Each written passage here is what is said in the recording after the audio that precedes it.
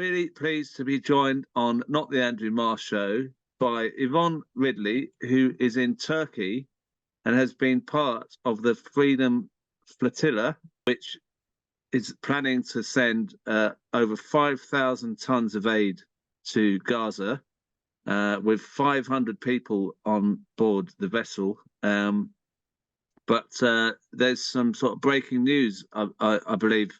Yvonne, would you be able to tell us what's going on?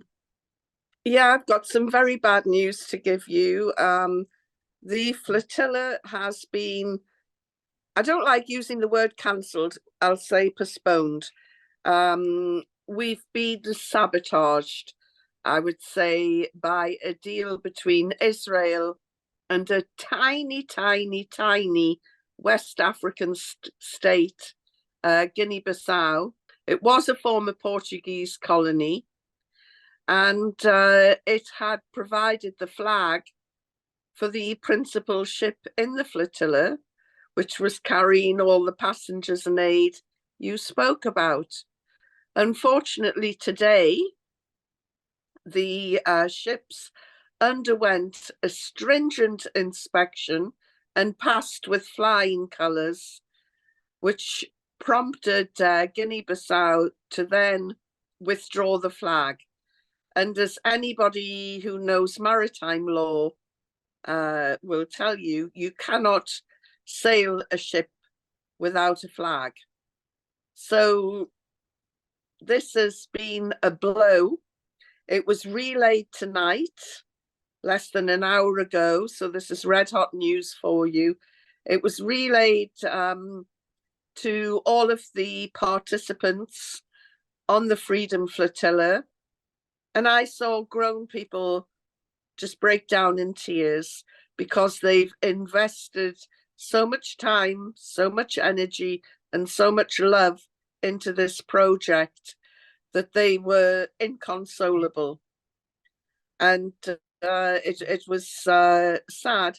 But as one of the organizers reminded us, the Palestinians have gone through a lot worse, and yet they still come out fighting.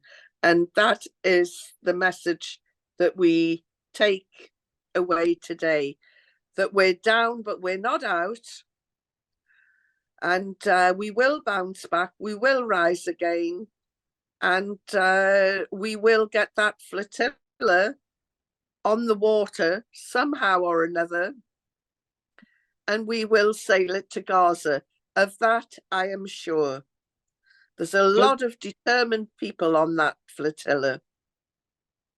Yeah, well, it's 500. It's amazing. They're all from different parts of the world, aren't they? It's a great. It's like the great and the good, isn't it? The largest number come from Turkey, which is unsurprising since the whole venture was started by that magnificent charity İHA in Turkey. Then there's a large contingency of Malaysians. 25 Algerians arrived just a couple of days ago. There's representatives from Australia, New Zealand. I can't think of a country that isn't represented. There's nearly 30 Americans, quite a few from the UK, including Ireland, Scotland, and Wales. Yeah, there's more than 30 countries. It's very well represented. And I have to say there's a strong representation from the global north, right, which I feel is very important, because it's the global north that is complicit in what we see as a genocide. Yeah.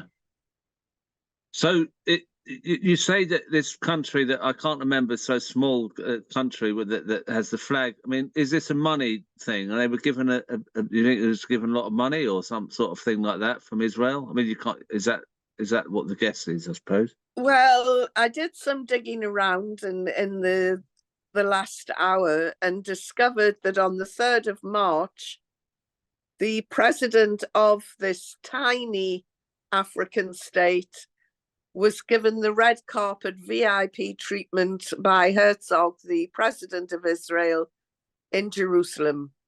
And that was, they met on, I think it was March the 2nd. And if I wanted to be cynical, which I'm going to be, I would have said that a deal was done then. A dirty, dirty, dirty deal, which involves no amount of arm twisting, bullying on an unprecedented scale. You know, we have been betrayed. The Palestinians have been betrayed. We've been in Istanbul for the last week. And in that time, Istanbul airport, the VIP section, has seen politicians of all stripes coming in, flying in, putting on pressure to Turkey and anybody else in the region. I mean, the pressure and bullying from the West, I think, has been enormous. Nobody will go on record and say that, but I've been a journalist for more than 40 years covering diplomatic circles, and you can tell there's been a lot of elbowing in the background on this. And again, the global north does what it does best. It bullies, it threatens, it blackmails, and until it gets its way, or until it delivers for Israel. And it shows a rather bizarre situation where the tail is wagging the dog. Can I just ask you about the experience? Because I believe you have actually managed to get a flotilla through to Gaza before. What was that experience? Did you have to go through all the bureaucracy before that? And what were the threats that you faced on that journey? That was taking 2 boats from Larnaca in Cyprus. And we, during the whole process, which should have taken about 6 or 7 days, we were actually stranded and for more than a month because of dirty tricks played by Israel. We had to hire divers every day to make sure that there weren't any bombs planted on the hull of the boats, because Israel has already got a history of doing this. In fact, they sunk a PLO boat that was berthed in Cyprus many years ago, but somebody can look it up in the history books. So that we had to go through that procedure every single day. We lost 4 of our 5 captains because they were either intimidated or fearful for their safety and their family's safety. Israel doesn't play by Queensberry rules, and it will do anything to stop anyone who is perceived as a threat. Is there a chance you can get it reflagged? Well, I don't know how influential your show is. I'm told that it is growing by the day. But if there is anyone out there in a position to help us get the ship reflagged under a different state, please make contact. And you will be a hero in so many people's eyes. But more importantly, there's a famine in Gaza. People are dying by the minute, and we have some food to give, you know, quite a sizable amount, and we could save lives. Israel is the occupier of Gaza, and as the occupier, it has a care of duty to the people it occupies. And instead of weaponizing food, It should be delivering food. You know, there are lorry loads waiting to go in to Rafah, but they're not doing it. They're not fulfilling their duty. And again, they say there's plenty of food, but the skeletal bodies of the Palestinians tell us a different story. You know, I'm seeing images of Palestinians, and when I look at them, I am reminded of the horrific images that I saw in black and white documentaries when I was a kid of Auschwitz and Belsen. And I know that it's very sensitive to mention the Holocaust, but I genuinely have not seen adult humans in the state that the Palestinians, some of the Palestinians are in, since watching those documentaries. And how Israel can oversee this starvation of a nation is beyond me. I just think that there's so much hate out there that they must be mentally damaged. I have been trying to find a reason why human beings will treat each other like that. And it is a dehumanizing process. And we have heard Israeli government ministers call the Palestinians animals. And that is obviously how they view them. But to dehumanize a nation, you have to dehumanize yourself first. So the damage that they're doing to their own people is enormous.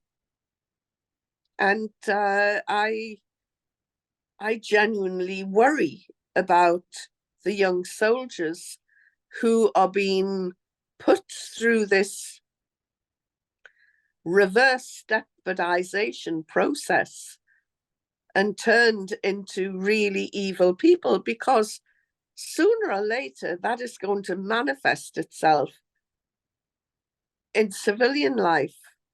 And of course, they're all reservists from various parts of the world, you know, who are walking in the streets next to you and I don't want to be around when they go into meltdown.